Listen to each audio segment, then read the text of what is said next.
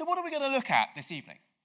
We're going to look at how we can reform corporate governance, how we can change the way that companies are governed, companies are run, to ensure they act in the long-term interests of society, not just the short-term interests of shareholders.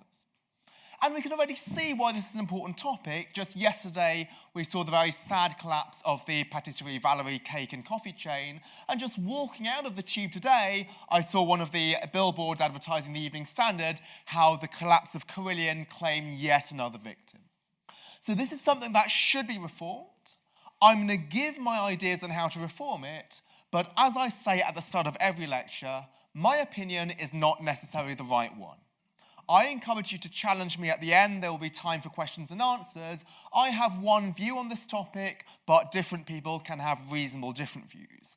The main goal that I want to provide in this lecture is to give you evidence to suggest what works and what doesn't work.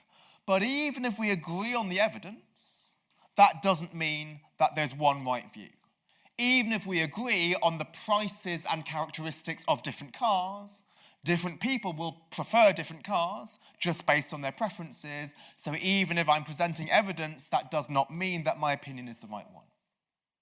Now, before we want to think about how can we reform corporate governance, we need to first think about what is the goal? What do we want to achieve in any reform? What does good corporate governance look like? And I like to take a step back. And I like to take a step back not just metaphorically, but also a step back in time, back to 1981. Now, in 1981, Sony released the first model of the electronic camera. Now, you might have a digital camera in your pocket. It's a sleek one, probably part of a mobile phone, but this is what it looked like, the Sony Mavica. And I can't even call this a digital camera. It wasn't even digital. It was electronic. It stored the images on a disc rather than on film, but through analog scan lines rather than anything digital. So this came out. Now, if you were Kodak, how did you respond to this? Well, what Kodak thought was, we don't need to care. So Kodak was the clear market leader in film. Its sales had crossed $10 billion, massive amounts in 1981, nearly all from film. I thought people love looking at their photos, physical photos, on something that you can pass around and put in a photo album. Why would we want to have some electronic image, which at the time you could only display on a TV screen? And I thought, well, maybe, yeah, perhaps it could be that preferences change. So let's do some market research. And they did some market research.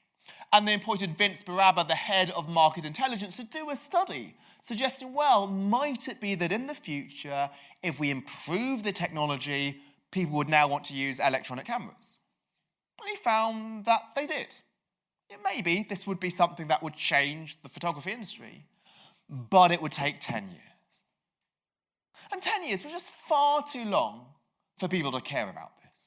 Maybe the executives cared about their bonuses, which were paid according to how many profits they were making this year.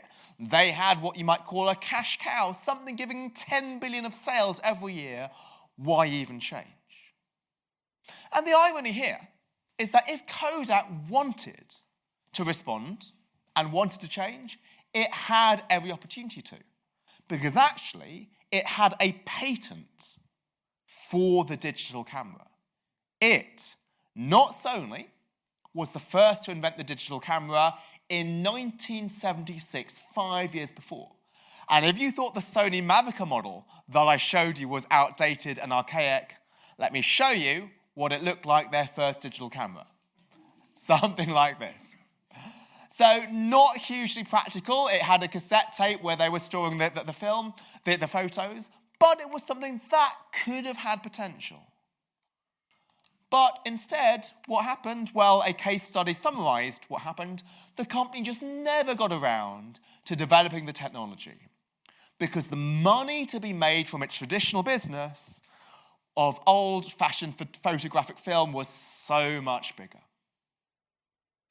And we know how this story ended. The Kodak moment is now over. Because in 2012, Kodak went bankrupt, and that was a disaster. That was a disaster for shareholders because the stock price was $31 billion in 1997. So shareholders lost their money. And remember, shareholders, they're not just nameless, faceless institutions.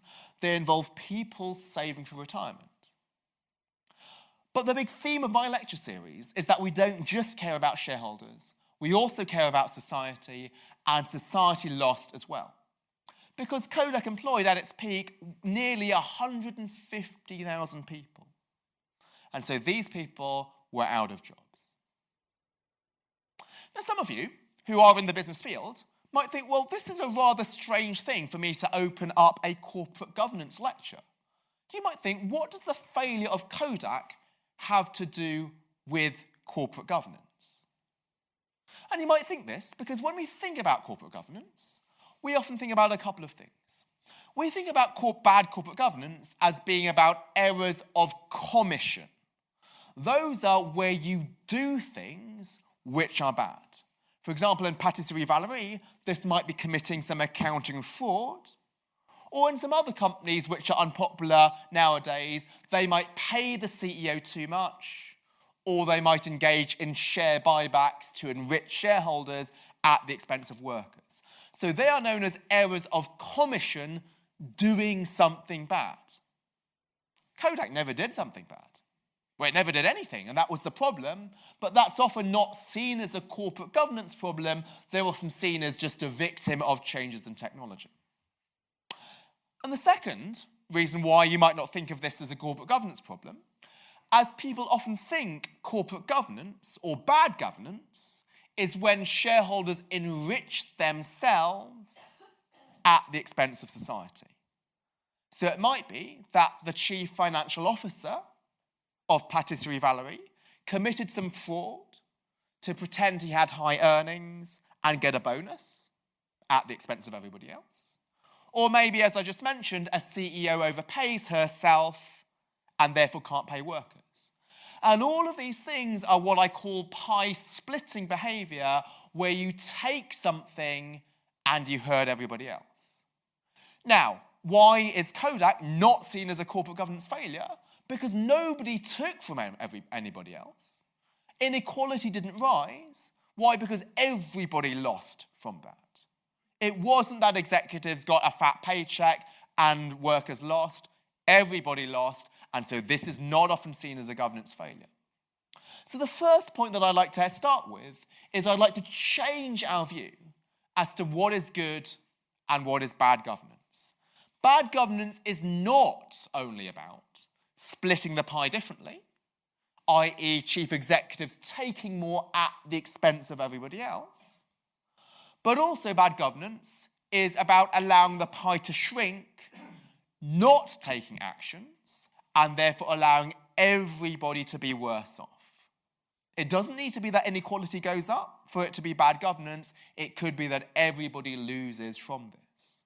So while often people think that Kodak was just an innocent victim of a technological revolution, this was not the case. They failed to move from their strategy. Why? Because it was just so tempting to coast, to stay with the status quo, and not to change. And I've just made a brief allusion to what I started my first lecture with, and that's a theme throughout my lecture series. And for those of you who didn't come to the early ones, let me give you a little bit of a recap. What the goal is of all of these 6 lectures is to think about how we can create value for society. Now, the value that a company creates for society, that Kodak gets from selling film, that a pharmaceuticals company gets from selling medicine, that a train company gets from offering transport services, we can represent that with a pie. Now, the different slices of the pie represent the different people in society who could benefit. So there are investors, and they benefit because they own shares and they get dividends. But there are also stakeholders, and those are other members of society.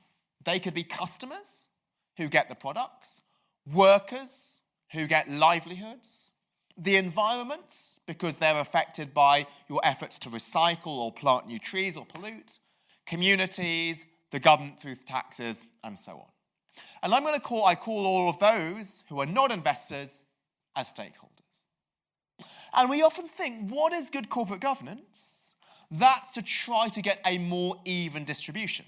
This looks like massively unequal. It's investors who take most of the pie at the expense of shareholders, at the expense of stakeholders.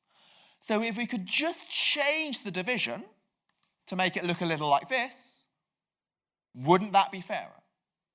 Right, so we can do things perhaps like tax companies more, or cut CEO pay, or restrict dividends and share buybacks, and therefore it seems that stakeholders are better off. But what I'm going to start with is to argue that that's actually not what I see good corporate governance as. I think the best form of corporate governance is to find ways to grow the pie so that investors are better off and stakeholders are better off.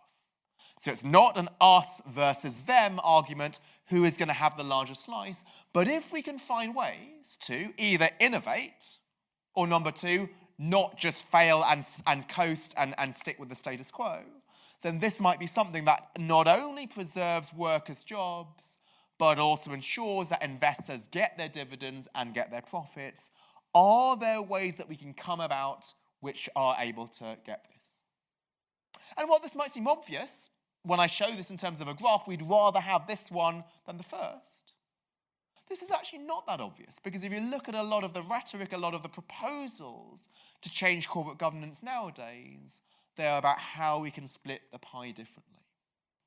And notice that any proposals that we get, which are going to try to take from investors and give to stakeholders, they might be resisted by investors. And so the political situation that we have in the UK, but also around the world, is very fraught. You have some people who argue against business, some people who argue for business, and lobbyists will go in either direction. But what we're trying to look at in this lecture series is a third way. Is it possible that both people can get better off? Or is this just a too good to be true pipe dream?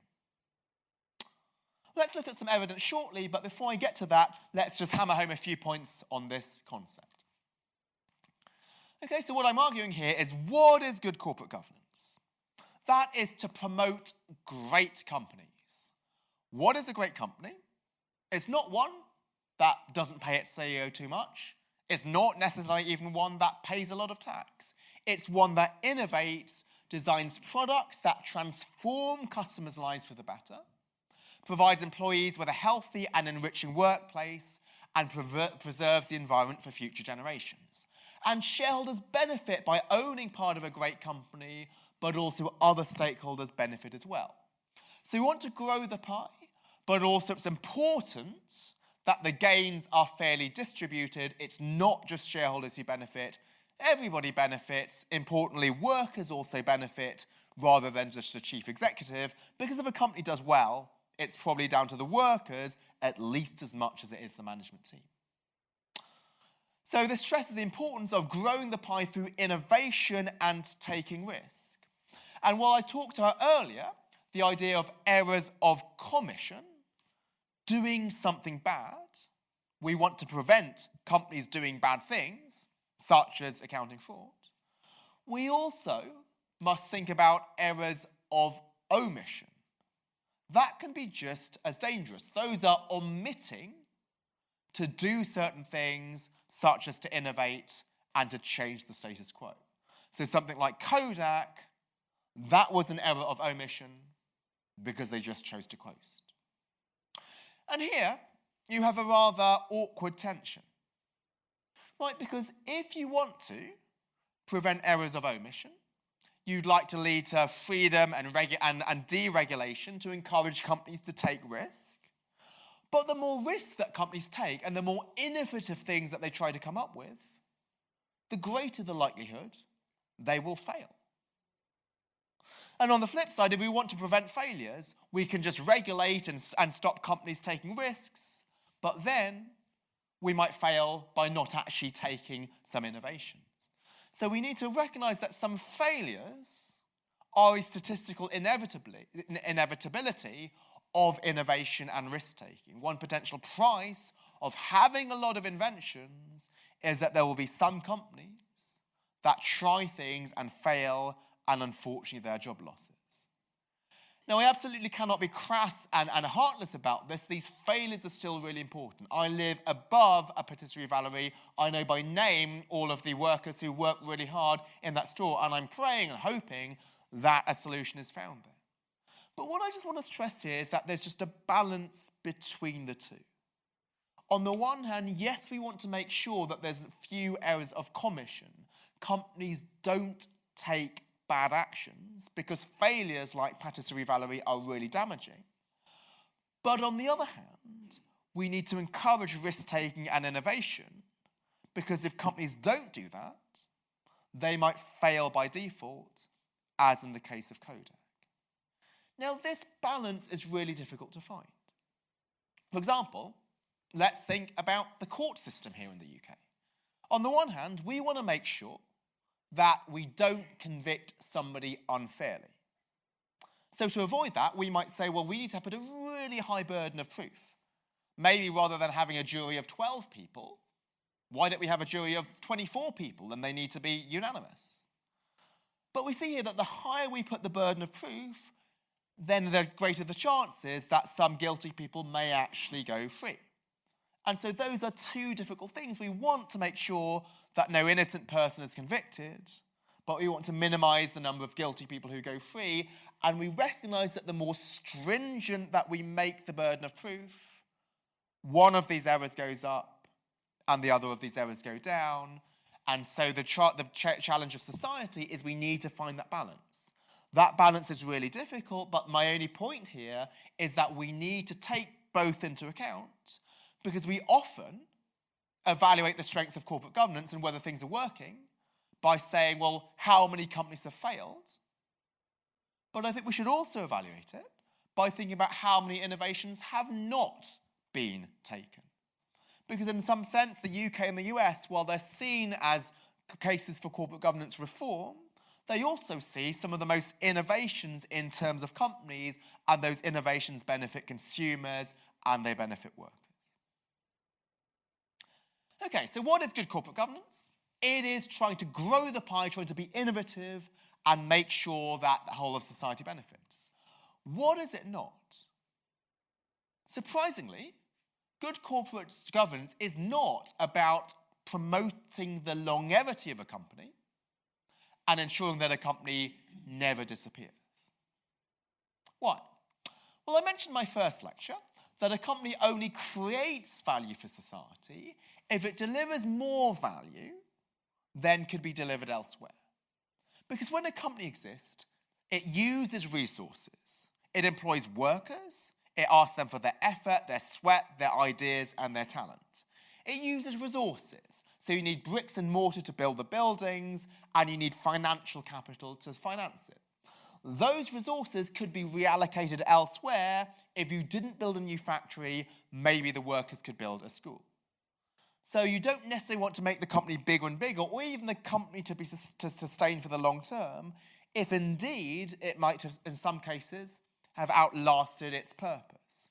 Sometimes it might be that the resources that a company uses are better reallocated elsewhere. So if a company sometimes is liquidated, as long as it's not for something like fraud or greed, this might actually be good for society if the resources can be elsewhere reallocated. And this was captured in a very powerful quote.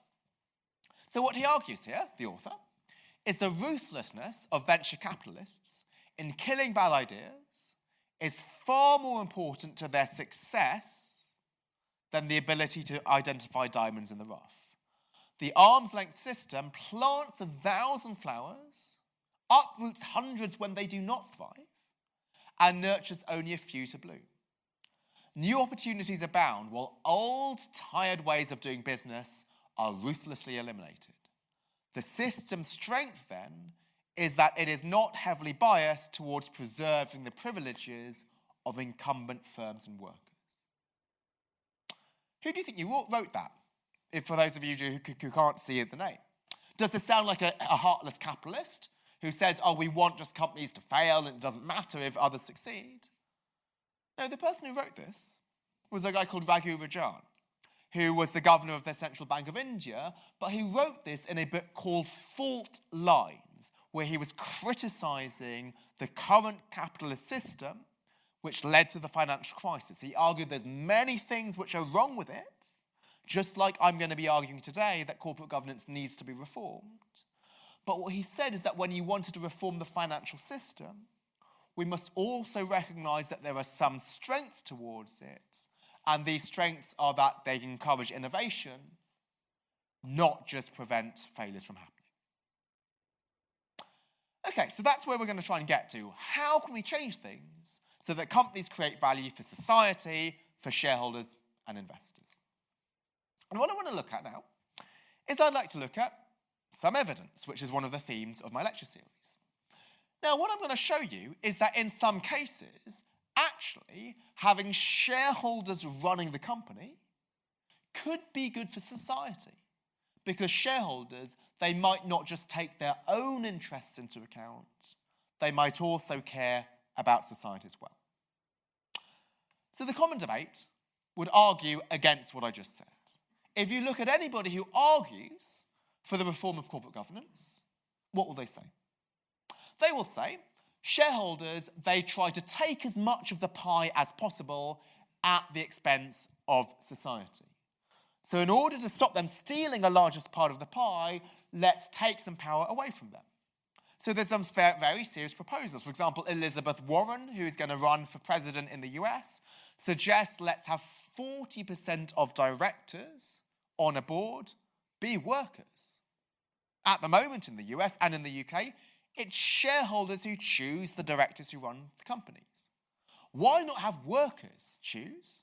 Because if workers choose, then companies will be run to protect workers and make sure that they're not exploited. As those of you who saw my first lecture will know, I care very deeply about worker rights and employee satisfaction, yet actually the evidence I'm going to suggest now is not going to fully agree with that proposal. So that idea is let's try and reduce shareholder control, give it towards workers. And a lot of these claims, they're not always based on the evidence. Sometimes they're actually based on anecdotes and caricatures. So here is how a lot of people who criticize the current system go. They will take, as the subject of their criticism, this article in 1970 by Milton Friedman. It's one of the most cited papers today when we think about how to reform business. And the title of that article immediately seems offensive. It says, the social responsibility of business is to increase profits. That sounds crazy. That says the best thing that a company can do for society is make as much money as possible. Have you ever lived in the real world if you think that, right? Can you not see at the moment companies in their pursuit of profit are exploiting workers, are polluting the environment, and are saving money on taxes?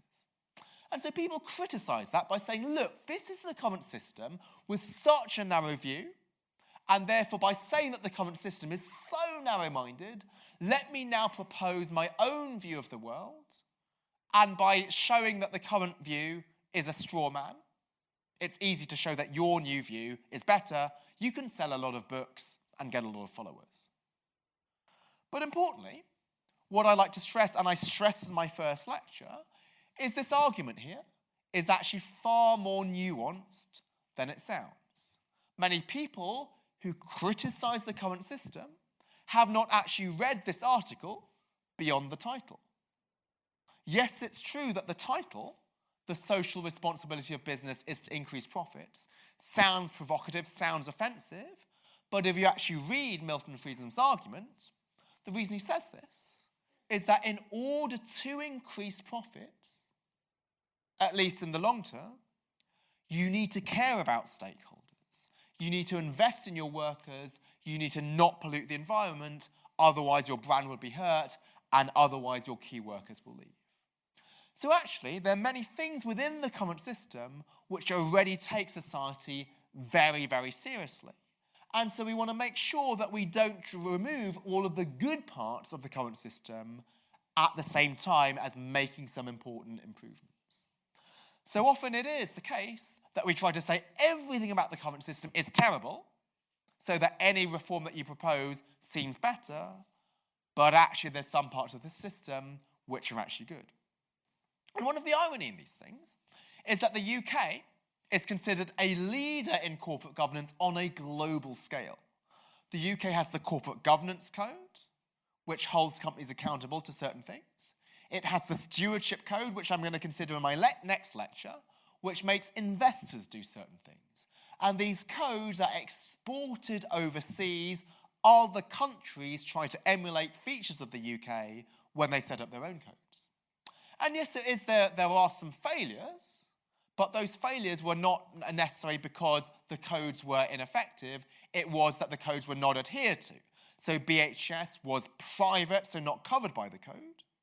And so now we are reintroducing similar codes for private firms. Sports Direct chose not to comply with certain provisions of the code, and it might be that actually the code, if applied properly, does work. So let me look at the evidence. So what I've claimed here is that a system where you have shareholders running companies actually could be good for society. Why? Because shareholders actually want to grow the pie, because they know that if they grow the pie, they're going to get a higher slice, and everybody else is going to get a higher slice too. So let me just give you an example by showing you a couple of the most influential studies on governance. Let's say there is the chief executive of a company, and I'm going to call him Pablo. And Pablo is an evil chief executive. His only goal is to pay himself as much as possible, fly around in a corporate jet around the world, and just to have a plush office. And Pablo is not only crooked, he's also devious. He appoints as his three directors Amit, Delphine, and Sarah. Those are all of his friends from business school, and so they will just be friendly towards him and make sure that he's not fired, despite him being such a bad chief executive. But because Pablo is so devious, he makes sure that the elections of those directors are staggered. Amit comes up for election this year in 2019. Delphine comes up for election next year in 2020. And Sarah comes up for election in 2021. So this is what's known as a staggered board. The election of the directors is spread out each year. And so how does that help? It means that if I'm an investor, I'm angry with the performance of Pablo, I'm going to try to kick out the directors. I can only kick out 1/3 of the directors in any given year. And so I'm not going to have a majority. I'm not going to be able to kick out this bad chief executive. So you might think, well, this staggered board is really bad. But there might be others who argue that the staggered board is really good. Let's say instead, Pablo is an inspirational CEO. He's got some great ideas on how to innovate, how to treat his workers better, and how to preserve the environment. But he knows that maybe in the UK we have lots of short-termism, is that investors care a lot about short-term profits. And he knows that if he's going to pursue long-term investment in his workers, profits will drop in the short term, and he may be kicked out by investors. So he might want to put the staggered board in place in order to protect himself from being taken over. And if he's not worried about short-term performance, he can focus on the long term. And that's the spirit of a lot of arguments to reform corporate governance. It's that if we could only just insulate these visionary entrepreneurs from these pesky shareholders, then actually things would be better and we could act in a more long-term way. So the question is, which is it? Is it that these staggered boards actually help you taking long-term decisions? Or is it that they protect a bad chief executive like Pablo? Well, what the study found was unambiguous. What it found was that companies with a lot of those protection devices actually did significantly worse than companies with few, and the difference was 8.5 percentage points per year. That was massive.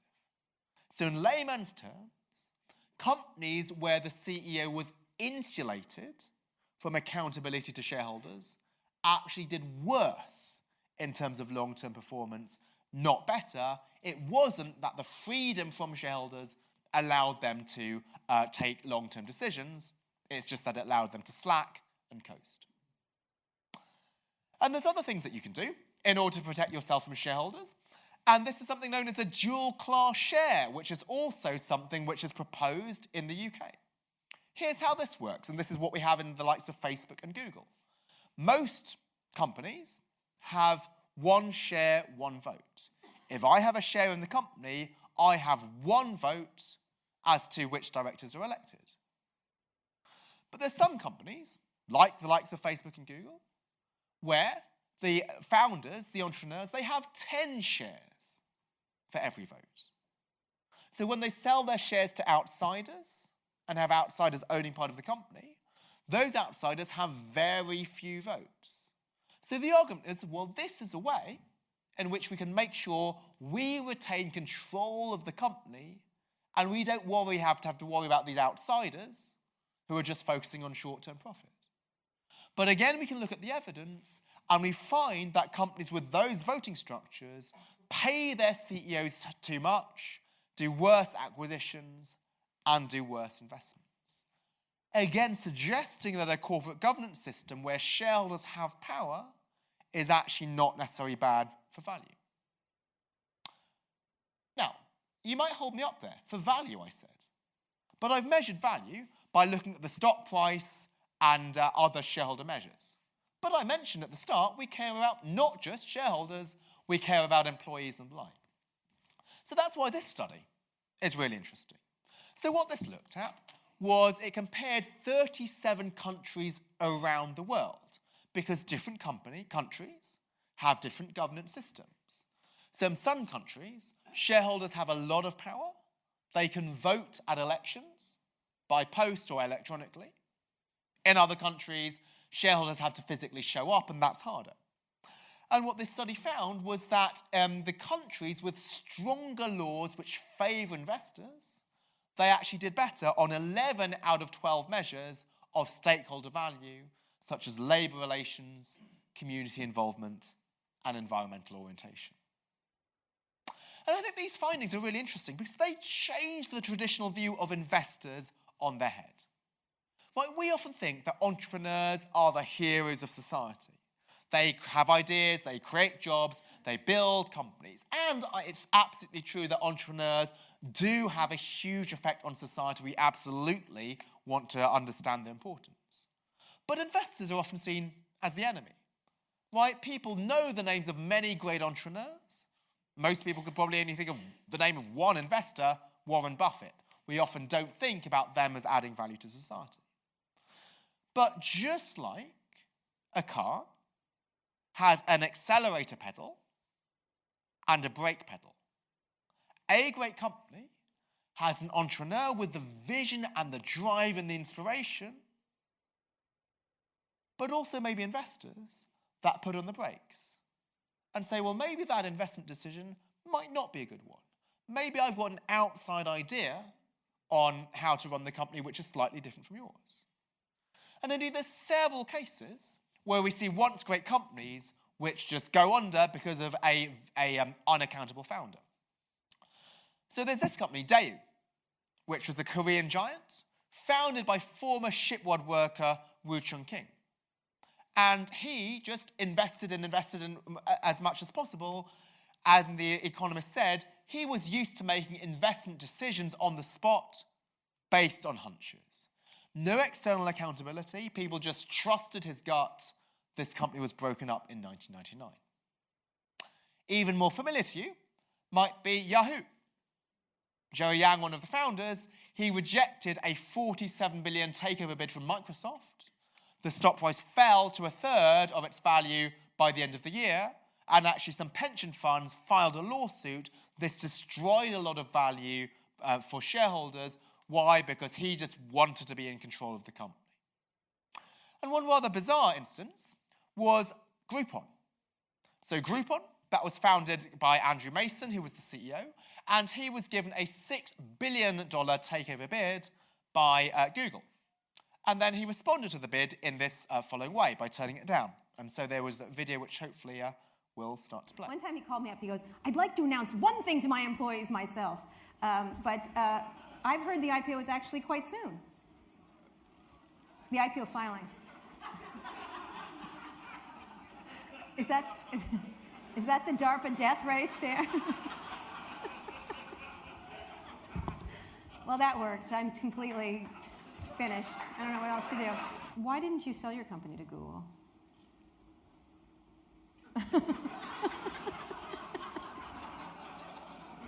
This is a fascinating technique, and yet completely ineffective.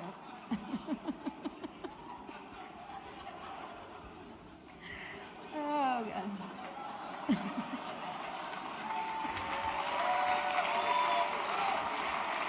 So this was the famous death stare of Andrew Mason. So when he was questioned, he just would not give an answer. He would just feign having an aneurysm or giving a death stare. And so this was not unusual behaviour. So he did this publicly, but he was known for wearing gorilla suits around the office. He was seen as an entrepreneur who was visionary and was untouchable. But as a result of that, right, this wasn't something that enriched him and hurt everybody else. This was just bad for Groupon. He turned down this offer of $6 billion. The value fell below $3 billion in 2012, and he was named Worst CEO of the Year by CNBC. Now, clearly, not all CEOs are like that. There's a lot of great ones, but all I want to say here is the importance of balance. We have some great visionary CEOs, but we also still have important investor oversight, just like a great car has accelerators and brakes. And a bit closer to home, we can look at this example, which is Philip Green of BHS. So there was an inquiry into the disaster that was the BHS collapse. This 3-month inquiry found a near-complete absence of the constructive challenge that is the hallmark of good governance. Sir Philip, a dominant personality, ran his companies as a personal empire with boards taking decisions with reference to a shared understanding of his wishes rather than the interests of each individual company. So what am I concluding here? You might think, well, I've just stood up for basically no change to the current system. I've said that systems where shareholders have power are systems that work well. Why? Because shareholders make sure that they try to grow the pie to benefit not just them, but also stakeholders. And the evidence does suggest that shareholders benefit, but also consumers and employees and so on gain as well. But that is actually not the case. I'm not claiming that there should be no changes. I think that there should actually be some, but instead what I'm going to propose are some sort of more minor changes rather than completely scrapping the current system. So if you came here thinking I'm going to suggest scrapping the current system and radical changes, I'm very sorry to disappoint you. Right? Because yes, there are indeed problems which need to be fixed, and I'm going to suggest fixes, but we also want to look at the evidence which suggests that many aspects of this system are indeed working. All the other countries around the world which are trying to adopt UK practices are not being foolish. But while the only things that I'm going to suggest are going to be 3 in number, not many, those 3, I believe, will be quite profound changes, so they'll be large in impact, if small in number. And the first one is what I'm going to call say on purpose. Now again, for those who are unable to come to the first lecture, let me give you a recap. What is purpose? The purpose of a company is its reason for existence. It is the role it plays in the world. It's how it contributes to human betterment. Importantly, I stress that the purpose of a company is not to make profits. It's to serve society, but profits are a byproduct of serving your purpose. For example, a pharmaceuticals company, your purpose is to make medicines that transform people's lives and advance health. If you do that, you will be profitable, but those profits were not your purpose. If you're, let's say, a toy company, that may be to make toys that entertain but also educate children. And if you do that, you'll be profitable. Now, one of the things that I stressed when I talked about a company's purpose is that a company's purpose has to be awkward. It has to be uncomfortable. Why?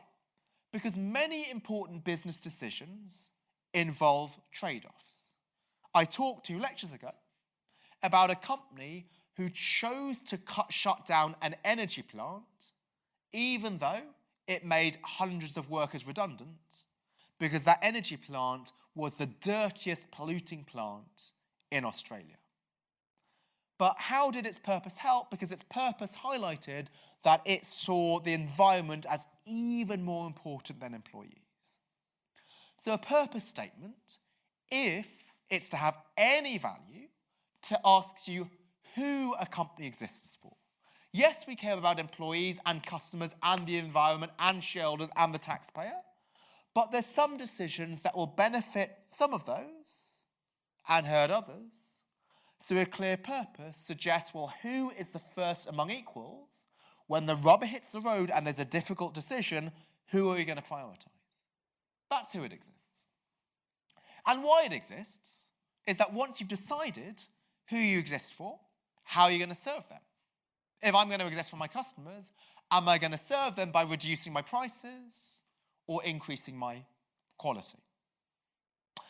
Now, what I talk about in terms of a say on purpose is I want to ensure that shareholders have buy-in to what a company's purpose is, to make sure that the uncomfortable trade-offs that they've highlighted are ones that investors are willing to be happy with. Now, at the moment, in many countries, like the UK, there is what's known as say on pay. Here, how this works is that when a company proposes a way to pay its executives, investors can vote on that. And they actually have 2 votes. There's one vote where they decide on the pay policy going forwards.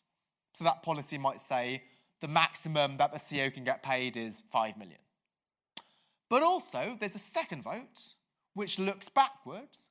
Have you actually implemented that policy? And people like say on pay, and there's some evidence that it works. But pay is not the most important decision that a company makes. How a company pays its chief executive is relevant, but that is far less relevant than whether you innovate, how you treat your workers, whether you pollute the environment. So I think far more important than a say on pay is to give investors a say on purpose, where investors get to weigh in on the company's purpose. So if a company says, we are actually going to sacrifice short-term profits in order to invest in our employees, is that something that investors are happy with? If the company says, when push comes to shove, we will care more about the environment than maybe suppliers, are these things that investors are happy with? And I think why it's so important to get investor buy-in is because, as I argued, in the current system, there's many good reasons for why investors should have the say and should have control over firms. But as I mentioned in my first lecture, investors do care about all of those stakeholder dimensions, and this makes sure that investors have bought into it. So, just like pay, I propose there'll be 2 votes. One of them is forward-looking. Going forwards, am I happy with what the company has set out its purpose to be? Am I happy with their stated trade-offs?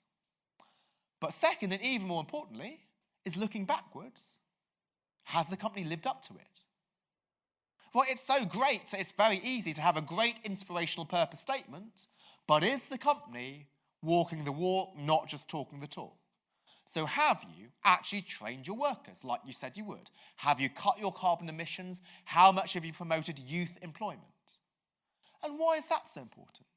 We're talking now about how to modernise accounting, how to change balance sheets and financial statements beyond just profits and towards the measures that actually matter, such as youth employment, such as perhaps diversity, such as environmental emissions. And if indeed it is the case that investors are needing to vote and needing to hold a company accountable to its delivery of purpose, they will demand all of those metrics and ask for them to be communicated all of the ways in which they're serving society. Now, this vote is not a binding vote, right? It's not that you can do something if you're voting against the purpose. But if you're having a large vote against, that suggests that there's something seriously wrong, and therefore this might lead to you to change the purpose strategy. And also what I want to stress is that the vote, what matters is not just the outcome. Was it 68% or 80%? In order to vote, investors need to figure out, how is the company doing? They need to read beyond the financial statements and look at the carbon emissions and look at how they're treating their workers and so forth. So the vote is just an outcome of that process. That process is one which involves evaluating a company, not just in profit, but also those other dimensions. The second thing that I think should be radically changed is the incentives. How do we pay chief executives? At the moment, they're paid according to short-term profit, and those profits might be added to other financial measures, such as revenues. Instead, what I suggest is that we should give executives shares in the company which they must hold for 5, 7, or 10 years to make sure that they have the company's long-term interests in mind. And I also stressed in the last lecture that we need to give shares to workers as well to make sure that if the company does well, it's not just the leaders who benefit, but employees because they worked hard and contributed to the company. Because that was the subject of my prior lecture, and because I want to allow time for you to challenge me and suggest your own ideas, I'm not going to spend more time on this, but just refer you to the transcript, which is available outside. So instead, what I'm going to end with is to change the structure of board committees. So the board is the top, and often corporate governance starts with the top. It's the board of directors who chooses the chief executive. Now, currently, most boards have 4 committees. One is for the pay of the CEO. One is the nominating committee to choose who the new directors will be. One is risk, and one is audit. And clearly those committees are important. Indeed, patisserie valerie may have been an audit issue. But if you look at some of these things, these are about downside protection, not screwing up, not making errors of commission. But as I said at the start, good corporate governance is not about just avoiding failures. It's about grabbing opportunities, taking risks, innovating, and growing the pie. And with that in mind, I think companies should have other types of committees. So I think companies should have a human capital committee. That is a committee which is charged with taking workers very seriously. Now, I have argued that we don't necessarily want to have workers on the board. Again, the evidence suggests that shareholder control does work, but workers are critical for the long-term value of the company. That was part of the subject of my first lecture.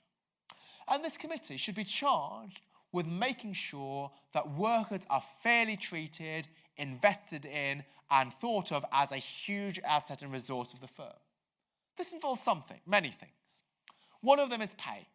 And indeed, some reforms, like disclosing pay ratios, focus on the pay that workers get. Pay is clearly important. That's what pays your mortgage and puts food on the table. But what a worker gets from a company is far more than just her salary. It's other things, such as her training, to the extent to which she's engaged. Does she suffer in a discriminating environment? And also, are you investing in the physical and mental wellness of your workers? Most boards know how much a company is spending on their IT. Most boards do not know how much a company is spending on the mental and physical health of its workers.